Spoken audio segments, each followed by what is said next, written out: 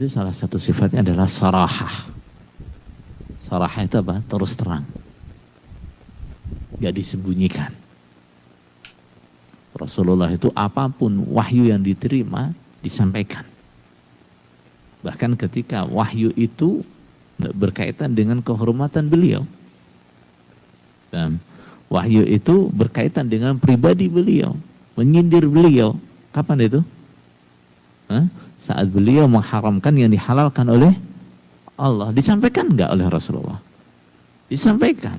Karena itu wahyu. Nah, cirinya kebenaran juga begitu. Sarahah, terus terang. Kenapa? Nah, secara logika, ketika seseorang tahu ini yang benar, ini yang paling baik, ini yang harus dikerjakan oleh setiap orang, maka apa? Akan dia sampaikan. Dia tunjukkan kepada orang lain. Nah, dia tunjukkan kepada semua orang, inilah yang benar, inilah yang harus ditetapi. Nah, makanya Khalifah Umar bin Abdul Aziz mengatakan, kalau kamu melihat orang berbicara masalah agama, hanya dengan beberapa orang saja, nah, kemudian kalau ada orang lain mereka diam, artinya apa? Sembunyi-sembunyi dengan rahasia, nah, maka berhati-hatilah. Maka apa? Berhati-hatilah. Itu tanda penyimpangan. Kenapa? Agama ini, nah, syariatnya umum untuk semua orang. Ya. Syariatnya terang untuk semua orang. Gak boleh ada yang ditutup-tutupi. Kenapa? Semua memang harus dikerjakan. Nah, kalau ada orang berbicara agama, nah, dikit-dikit ini rahasia, ini rahasia, ini rahasia, padahal itu diklaim sebagai satu-satunya kebenaran.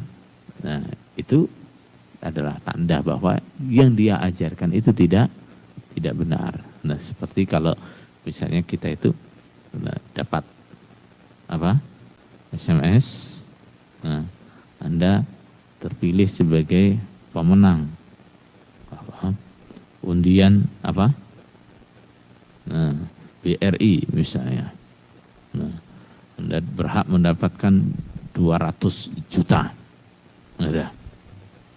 Nanti begitu dihubungi, nah, dia akan semangat kan menyampaikan. Nah, semangat mendikte kita. Tapi dia akan bilang, jangan bilang siapa-siapa. Ya, nggak usah cerita siapa-siapa. Apalagi cerita pada polisi, jangan. Nah, begitu kan gayanya? Nah, itu gayanya apa itu? Penipu. Nah, gayanya penipu. Ada orang mengajarkan kepada kita ini kebenaran. Nah, satu-satunya yang benar. Tapi bilang pada kita, tapi ini rahasia, jangan disampaikan ke setiap orang. Nah, kalau ngaji jangan direkam ya. Nah, jangan direkam, jangan ditulis. Nah, syukur sekalian nggak usah didengarkan gitu ya. Itu tanda nggak benar. Ya, itu tandanya tidak benar. Tentu. Nah, maka salah satu ciri ajakan itu gak benar adalah ajakan itu selalu dirahasiakan. Nah, apalagi sesuatu yang sangat prinsip, katanya ini adalah syarat sahnya Islam seseorang. Syarat sahnya Islam seseorang.